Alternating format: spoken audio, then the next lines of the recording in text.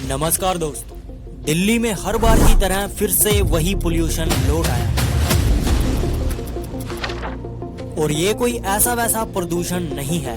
प्रदूषण इतना ज्यादा है कि लिमिट से भी बाहर जा रहा है। हर बार की तरह स्कूल बंद कर दिए गए, फैक्ट्रीज और हर तरह की कंस्ट्रक्शन एक्टिविटी पर रोक लगा दी गई है। कमर्शियल 4 व्हीलर की एंट्री बैन कर दी है और फाइन भी लगा दिया है।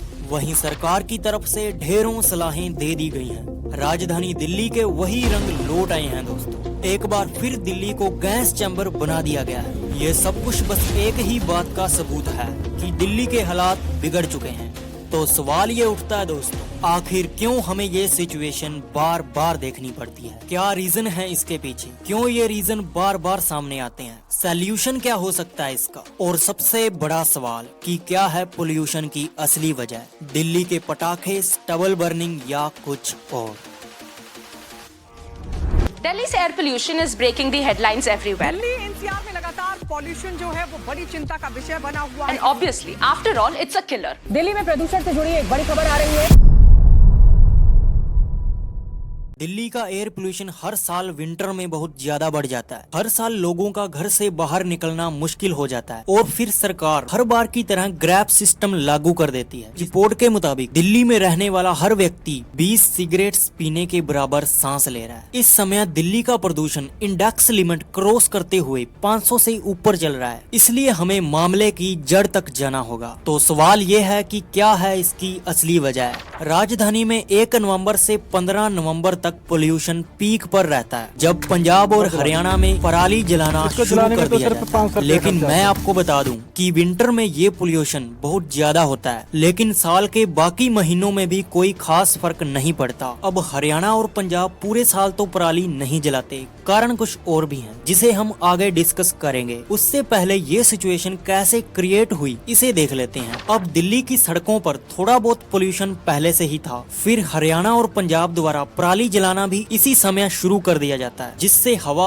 और खराब हो जाती है। याद रखें कि इसे हम स्मोक कहते हैं। ऊपर से विंटर सीजन चालू हो जाता है और थोड़ी थोड़ी ओस पड़ने लगती है। इससे हमें कोई नुकसान नहीं होता और हम इसे फोग के नाम से जानते हैं। और जब फोग और स्मोक दोनों एक ही दिन दिखाई पड़ते हैं तो इसे स्मोग कहा जाता है। यानी इस समय दिल्ली में दिल्ली का एयर पोल्यूशन, पंजाब और हरियाणा का स्मोक और विंटर का फोग तीनों एक साथ इकट्ठा हो गए हैं, जो मिलकर खतरनाक सिचुएशन बना रहे हैं। तो सवाल ये है कि क्या है ये पराली जलाना और क्यों किसान बार बार कहे जाने पर भी पराली जलाने से नहीं रुकते? क्या ये उनकी मजबूरी है या कुछ और? देखिए, आमतौर पर जब चावल की फसल पक जाती है तो एक चावल के पौधे की ऊंचाई 2 से 2.5 फीट तक होती है, और जब किसान अपनी चावल की फसल को कंबाइन द्वारा हार्वेस्ट करने के लिए कटवाता है तो उसमें पौधे के इस हिस्से तक कंबाइन द्वारा काट लिया जाता है और बाकी का निचला हिस्सा वैसे ही छोड़ दिया जाता है। अगर निचले हिस्से को काट भी दिया जाए तो भी उस वेस्ट को कंबाइन हार्वेस्ट करके बाहर फेंक देती है, जो कि किसानों के लिए समस्या बन जाता है। और फिर सरकार द्वारा कहीं फाइन लगाया जाता है, किसानों को जागरूक किया जाता है और नए नए तरीके बताए जाते हैं, लेकिन अंत में ये सभी स्कीमें फेल हो जाती हैं जब किसानों के पास इतना समय नहीं होता कि वो नई टेक्निक्स का यूज करके ढेर सारा पैसा लगाएं, क्योंकि उनके पास अगली फसल बोने के लिए 15 से 20 दिन का समय होता है। इसलिए कई किसानों को लगता है कि पराली को जलाना ही उनके लिए बेहतर विकल्प है, क्योंकि इससे उनका टाइम भी बच जाता है और पैसे भी। इससे दिल्ली की स्थिति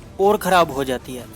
अब ऐसा नहीं है कि दिल्ली में एयर पोल्यूशन का सारा क्रेडिट स्टबल बर्निंग को ही जाता है। नवंबर 2021 की स्टडी के अनुसार दिल्ली की एयर पोल्यूशन में ट्रांसपोर्ट सेक्टर यानी व्हीकल का योगदान 50% तक बढ़ जाता है सर्दियों के समय में। वहीं इंडस्ट्रीज का योगदान 13.7% है, रोड डस्ट 4.1%, कंस्ट्रक्शन 7.9% तक योगदान देता है दिल्ली की एयर पोल्यूशन में। और ये सभी गंदी गैसें, फैक्ट्रीज का धुआं, धूल के कण और स्टबल बर्निंग मिलकर एक ऐसी सिचुएशन क्रिएट करते हैं जिसे हम दिल्ली का पोल्यूशन कहते हैं। ये पोल्यूशन इतना खराब हो जाता है कि एयर क्वालिटी इंडेक्स की लिमिट ही क्रॉस कर जाता है। आप खुद ही सोच कर देखो कि ऐसी सिचुएशन में अंधाधुंध पटाखे भी फोड़ दिए जाएं तो क्या हाल होगा, इसका अंदाजा भी नहीं लगाया जा सकता। सवाल ये भी उठता है दोस्तों, क्या दिवाली जैसे फेमस त्योहार पर पटाखे बैन कर देना सही है? तो इसका जवाब बड़ा ही सिंपल है दोस्तों। अगर आपकी फैमिली में कोई एयर पोल्यूशन से बहुत ज्यादा बीमार बीमार हो जाता है और डॉक्टर्स ने घर में और घर के आसपास हर तरह के एयर पोल्यूशन को रोकने की बात कही है आपसे। अब क्या करेंगे आप?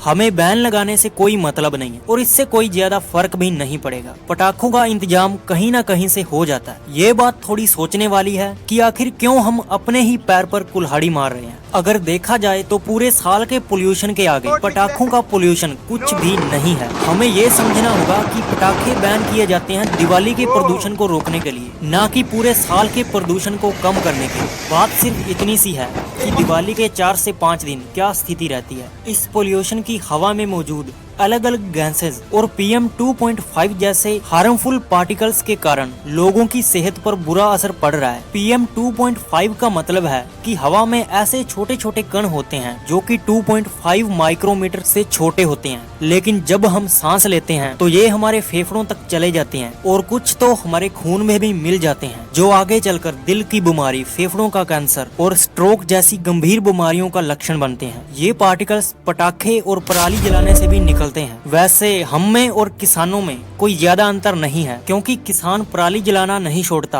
और हम पटाखे फोड़ना। अब इस साल के कुछ आंकड़े देखिए। आप देख सकते हैं कि विंटर सीजन में पोल्यूशन कैसे बढ़ता चला गया। 8 अक्टूबर से लेकर 20 अक्टूबर तक पुअर या अनहेल्दी कंडीशन तक पोल्यूशन था और 20 अक्टूबर से लेकर 30 अक्टूबर के बीच ये कंडीशन और बढ़ जाती है और सेवियर क्वालिटी देखने को मिलती है, जो कि बहुत ज्यादा खतरनाक है। लेकिन समस्या और गंभीर हो गई जब नवंबर स्टार्ट होते ही ये इंडेक्स लिमिट क्रॉस कर गया। रिपोर्ट की माने तो दिल्ली में एयर पोल्यूशन 100 टाइम्स बढ़ गया है WHO की हेल्थ लिमिट से। पंजाब स्टबल बर्निंग के 5254 केसेस के साथ टॉप पर है। पंजाब में एक दिन में सबसे ज्यादा 1068 मामले 29 अक्टूबर को दर्ज हुए थे। वहीं अगर बात करें हरियाणा की, तो इस बार हरियाणा स्टबल बर्निंग के 1094 केसेस के साथ दूसरे नंबर पर है। समस्या बहुत बड़ी है दोस्तों, जल्दी ही सरकार को बेहतर सलूशन निकालना होगा, नहीं तो आने वाले सालों में कई और समस्याएं खड़ी हो सकती हैं। इसके कुछ सलूशन हो सकते हैं, जैसे लोगों को खुद की गाड़ी या बाइक के बजाय बस, ट्रेन या मेट्रो जैसे पब्लिक ट्रांसपोर्ट का यूज करना चाहिए। और हाँ, अगर डेस्टिनेशन नजदीक है तो पैदल चलना उससे भी अच्छा होगा और पराली को जलाने की बजाय डिकम्पोजर कैप्सूल और एथेनॉल का यूज किया जा सकता है। अगर सरकार की नियत हो, सबसे अच्छा है कि उसके ऊपर ही दूसरी फसल उगा दी जाए। अगर आपके पास भी कोई सलूशन है तो कृपया कमेंट में जरूर लिखें। उम्मीद है आपको वीडियो में बहुत कुछ सीख